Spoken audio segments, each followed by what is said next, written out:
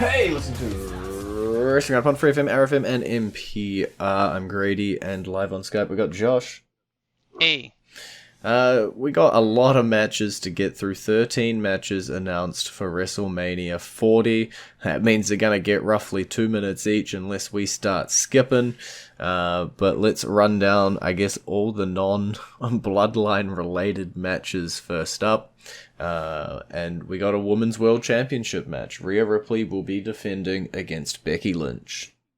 I'm in pain with this match. The build's been fine. Rhea's been great as champion, but there's a part of me that just says they're going to put the title back on Becky with this match. But at the same time, I also realize they're very limited in what they can do with Rhea unless they use this match to turn her. If they can turn her and split her off from Judgment Day, then she has a whole range of another set of opponents that she can face. Yeah, I think we've gone into a bit of a corner, right? Because, we had Rhea Liv, already just thrown on Raw. This is Rhea Becky, our last sort of big feud. You're right, spinning her off, or flipping her is kind of hard when she's been so attached to Dom at the moment. You're going to have to get in there with a crowbar and really wrench it out. Or the title just has to change hands. Yeah, I don't think it'd actually be that hard. Okay. To turn her. The crowd already loves her. Just simply have her turn her back on Dom. And simply say, I'm done with this. I'm done with the whole group. And walk off. And she becomes a face. And then she has a long list of people that she can face in her second year as champion. Easy peasy. I'm going to pick Becky to win. I don't trust my gut. It's like one of those situations where it's like, gun gets to head, I'm going with Big Mac Beck. Well, I'm gonna trust my gut. I'm gonna go Rhea Ripley. I'm gonna support the Australian, and I'm gonna cry when she loses. Sticking with the Judgment Day, though, they are defending their undisputed WWE Tag Team Championships in a 6-pack tag team ladder match. It will be the Judgment Day versus DIY versus Awesome Truth versus the New Day versus A-Town Down Under versus New Catch Republic. Well, this should be interesting. There is the whole situation with it being that both titles have to be retrieved, but that's been something that's been said before. Whether it was with a Universal Championship ladder match or with a tag team ladder match. And the titles were never split. So I don't want you to get your hopes up. Oh, my hopes are well up. Yeah. My hopes are through the roof. I'm going with the Awesome Truth getting both title belts. And then maybe on Raw they get a seven title, and then on SmackDown, maybe New Catch Republic and A-Town Down will have a match for the vacant SmackDown titles. I'm all in on title splitting. I'm gonna put all my coins on Awesome Truth grabbing the Raw titles and A-Town Down Under grabbing the SmackDown titles. But by the way, the SmackDown tag teams were exactly who we thought they would be. Makes the most sense. Yep. If they are going to split it, that's the way I'd go. Awesome Truth for Raw. And then A-Town Down for the SmackDown, just because I think they will have more heat on them. Plus, it's nice to do something with Theory and Waller for a little while anyway. But if we're going to go splitting the titles up other ways, there is one other option, and it would involve basically trading away one of the other tag teams in the match to the other show. And that would be the New Day. New Day winning the SmackDown titles and having to be shipped off to SmackDown because they're holding the SmackDown championships. Would be interesting. Yeah. We could see it, but the reason that those tag teams from the SmackDown side made so much sense was because of another match that we got announced, a tag team match, the LWO taking on Legado del Fantasma, but not quite in the combination we were expecting. It's going to be Rey Mysterio and Dragon Lee taking on Santos Escobar and Dominic Mysterio of the Judgment Day in a 2-on-2 match. As of right now. Isn't it interesting that this entire year we've had a feud between Carlito and Santos Escobar, and when it comes time for WrestleMania, he's not in the match. Yeah. This is why Rey Mysterio, everybody turns on you. I think Legado del Fantasma and Dominic Mysterio win this match. Yeah. And I think it'll end up being because Carlito turned on Rey Mysterio. Yeah, I feel like this will be probably... Yeah, the heels will come out on top. Will the match change? Will some combination? I don't know, but this is all lined up for a Legado win on this side. Is it Andrade? Is it Carlito? I'm sure there'll be many interference and people poking their nose in that match. We've also got the... talking about tag matches, 6-woman tag team match announced last week. Bianca Belair, Jade Cargill, and Naomi will be taking on Damage Control. Yeah, pretty much what we expected. This is to get Jade on the card, make sure that she's not overexposed, and I'm sorry, Damage Control stands no chance. The Storm is going to run them over. Yeah, unfortunately, as much as I would love to pick Dakota Kai, yeah, she's got no shot in this one. I think you're right. This was one of probably the easiest matches on the card to predict. Even if Cargill wasn't in the match, you got Belair, who's been, pushed like crazy. It's a done deal. Yeah. The fact that Cargill's in the match though makes it a slam dunk. She's not going to lose her first match in the WWE. It's just not going to happen. So sorry. And then on night 2, the last member of Damage Control, Io Sky, will be defending her WWE Women's Championship against Bayley, the winner of the Women's Royal Rumble. My heart. I'm going with my heart. You better be picking a Bayley win. Yeah. Yeah, I'm going with Bayley winning. I have been admitted for many years that I've had a huge crush on Bayley. Back when she was in NXT, and that never changed. And I love Bayley to death. She's an amazing wrestler, and I want her to have her WrestleMania moment, something she's never really had. And Io Sky had a great run, and I'm down to see what the new Bayley does. Yeah, I'm going to put all my eggs into that Bayley basket too, I think. Damage Control, although it is on a different night of WrestleMania, they will have been dealt with. I'm sure if they try and poke their nose in, potentially those same 3 women who will be defeating them on night 1 could come out and help again, even the odds. What happens bell to bell, question mark there, but hopefully at the end of it will be Bayley holding the title up, having that big moment. That seemingly every other member of the 4 horsewomen have had. It's time for Bayley's moment to shine. So many matches. Let's go with the Intercontinental Championship. Also on the line, Gunther defending against Sami Zayn, who as of this week was getting trained by Chad Gable. Yeah, I'm glad they're not just slapping Chad Gable into the match. I think Sami would be a great person to beat Gunther. I'm not entirely sure that he is the person that beats Gunther, but he would be a great person. It would be a great moment, and Gunther could split off and go towards the World Championship if necessary. But I think Gunther retains. I think it'll be maybe the closest that Gunther has come to being beaten, and then maybe at Backlash in France, assuming his visa issues aren't still a problem, that's when he falls. And maybe then you could do it with Chad Gable, like, see, I told you couldn't do it, Sammy. Let me show you how it's done. But I think at most, we've got maybe a month and a half more for Gunther's title reign if it doesn't end on Saturday. Yeah, I think it is definitely winding down. I don't know. I just don't see Sami Zayn being the guy here to finally topple Gunther. I don't know. Maybe I just don't foresee it. Maybe it'll shock me. I feel like the odds are in Gunther's favor. You did mention, getting really close to it. I feel like they keep doing that with Gunther, where they keep, you go, how much closer could it get? And then the next match, they show you just how much closer it could get.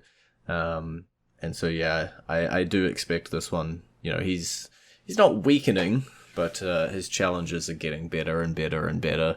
And we'll have to wait and see who eventually does take that title off him, but I don't think it'll be Zayn, or at least not at WrestleMania 40.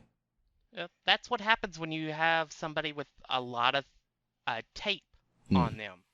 I'm going to use a baseball analogy. When you have a lot of tape on somebody, you know what they do. You know how they pitch. You know how they hit. This results in you knowing how to work them a little more. And that's where people will either succeed or fail depending on their preparation. And that's kind of what's happened with Gunther with those near misses. Yeah. Well, talking about the Mid-Card Championship, we do also have the United States Championship. Night 2, Logan Paul will be defending against both Randy Orton and Kevin Owens.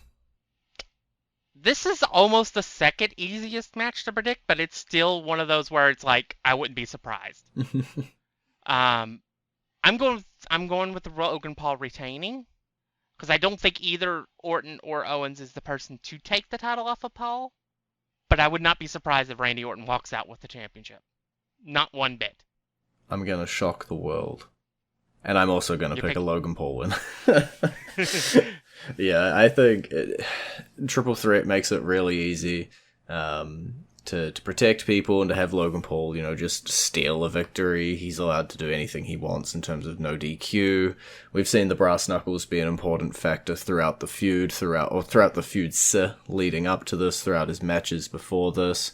I'm sure it'll play a factor into this one. He's got an infinite amount of goons. You'll see KSI pop back up probably.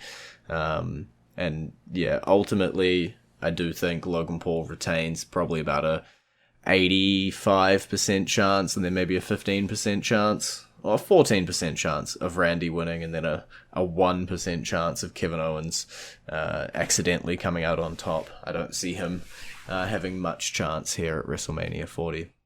There is a spot I would like to see, maybe.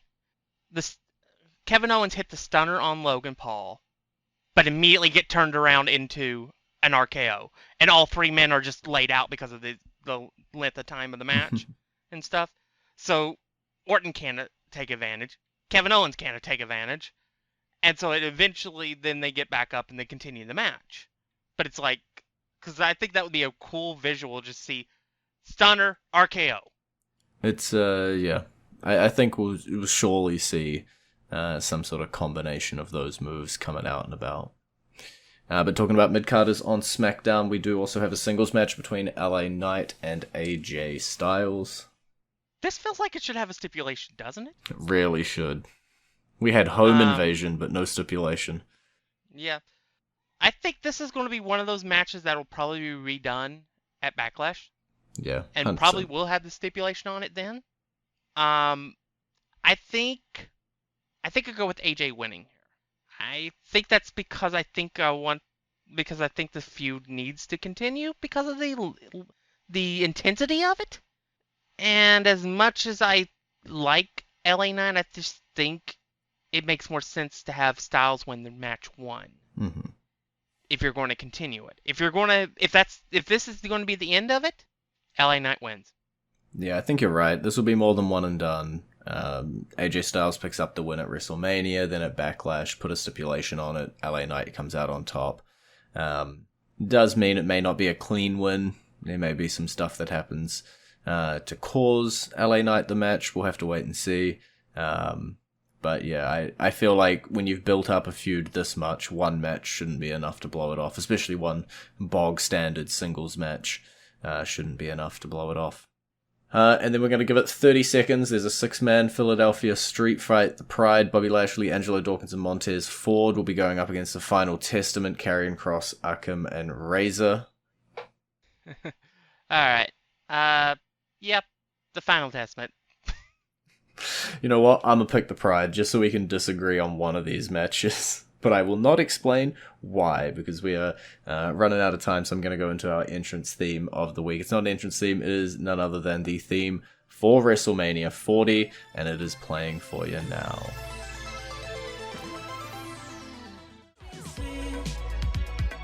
And you make the Wrestling Roundup on FreeFM, ArrowFM, and NPR. I'm Grady, he's Josh.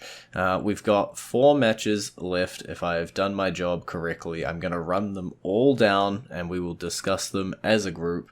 On night 1, we have Jimmy Uso versus Jey Uso in a singles match. We will also have The Rock and Roman Reigns teaming up against Cody Rhodes and Seth Rollins as the main event of night 1, where if Rhodes and Rollins wins, all members of the Bloodline will be barred from ringside for the match later on in night 2, but if The Rock and Reigns win, then the championship match will be held under Bloodline rules. Night 2 will be kicked off by Seth Rollins defending his World Heavyweight Championship against Drew McIntyre with CM Punk on commentary, and the main event of Night 2 will see Roman Reigns defend his title against Cody Rhodes, depending on the stipulation of the tag team match from Night 1. Okay. Yeah, this is where the bulk of the show is. These 4 matches are pretty much everything to this show. The Usos have been building for well over a year. Off and on, I'm excited to see them in the match. I'm excited to see them get their WrestleMania moments in front of the crowd. I think Jimmy wins that match because I think, like we just talked about with the LA Knight, AJ Styles, I don't think this match is a one and done situation. And I think it needs to be brought back at Backlash with a stipulation of some kind. I think it should be a phenomenal match. And depending, it could end up being match of the weekend. I think that highly of both Usos. Yeah, I think you're correct. It could go amazingly well. I've tossed up on who wins this one. As you say, Jimmy Uso to extend the feud. Jey Uso, I think, is going to come out on top of the feud. But it's also how does it play into the tag team match later on night 1. Are we going to have Jimmy Uso too beat up to come out? Are we going to have this? Are we going to have that? There's still so many, chess pieces to move around the board when you've got 4 matches like this that all have such interlinking parts. Yeah. Yeah. The tag team match, I think, has to go to Rock and Roman. Although this past weekend on Raw gives me a little hesitance to that. Usually, if somebody gets beat up on the Go Home show, which we don't know what's happening on the SmackDown, for sure. But usually, if something happens with an adversary beating down on another person, that person that did the beat down loses. But that creates a situation where it's just just an ordinary match, and I don't like that. I think it has to be Bloodline rules. I think for Cody to come out on top of all this situation, it has to be Bloodline rules. It has to be anything goes. Because if it is the first stipulation, the Bloodline being barred from ringside, that just means somebody else is getting introduced into the story. Yeah, I think that is the case. Right, you can see the outcomes definitely from either stipulation. If Rhodes and Rollins wins and the Bloodline is banned, there's going to be a new member that's going to come out, interfere in the match, Roman Reigns will win, and they're going to be like, oh, they weren't a member of the Bloodline when they did that. If Rock and Reigns win and it goes to Bloodline rules, it's going to be a cluster. A great cluster, but a cluster. Yeah, I mean, it doesn't even have to be a member of the Bloodline. That's the thing. What if it's just a new signing? Yeah. That shows up during the main event of WrestleMania Night 2 and screws Cody. Seth Rollins turns his back. There's a few options. Seth Rollins turns on him. Maybe it's unlikely as heck, but MJF. Yeah, there's a lot of different pieces, but to me, in terms of the biggest night of entertainment, Bloodline rules will give it to you. It also means that The Rock doesn't lose his match. I would have if you'd asked me like, I don't know, 6 weeks ago, I would have said his ego's off the charts and he never would have lost this match. But the pivot he has done, based on how people have received this and moving into that heel role up against Cody, dude's all cool with me. And we'll see how that match shakes out. But I think in terms of the most predictable of those four, it's probably Drew McIntyre taking the World Heavyweight Championship. Yeah. Although the aftermath of the match is still up in the air. Because there's no guarantee Drew McIntyre walks out with the championship. Mm-hmm. I do think I agree. I think Drew McIntyre wins this match and at least gets a moment in front of the crowd. Who knows? Maybe he'll get to hold the title to that Clash at the Castle that just got announced in June. Which, by the way, if Damian Priest holds the briefcase till then, that means he will have held it for almost the full year. Just throwing that out there. But I think Drew wins, and then if they want to go really piss him off, then have Damian Priest cash in on him. Yeah, I think there's a few options around that, especially with CM Punk on commentary as well. Obviously doesn't particularly like Rollins or McIntyre. Baked in feuds with either of them. As you say, Damian Priest, a fourth piece to the puzzle, joining in on that side of things. Where would he play? You know, if Drew wins and Drew walks out with the title, I'm like, okay, you got a Drew-Seth rematch if you want to do it. You got a Drew-Punk feud if you want to do that down the line once he's back from injury. God forbid Seth walks out with the title. You've still got a Punk feud down the line. You got some stuff to do. If Damian picks up the title now, it's like, you know, you got Damian Seth, you got Damian Drew. I feel like if Damian cashes in and wins here, he's not holding on to it for all too long. There's a small chance as well you see a Damian cash in to a failure. I know we've had quite a few failures lately, but there is also the chance of that. Yeah, I think if he does win, I think he'll hold it for a month. I do think maybe he cashes in on Drew, and he wins the match, becomes the champion, and then again, it's another thing we're going to mention again. Backlash in a month. They do a rematch between Priest and McIntyre. McIntyre wins, and then he goes on his long title reign towards eventually facing CM Punk.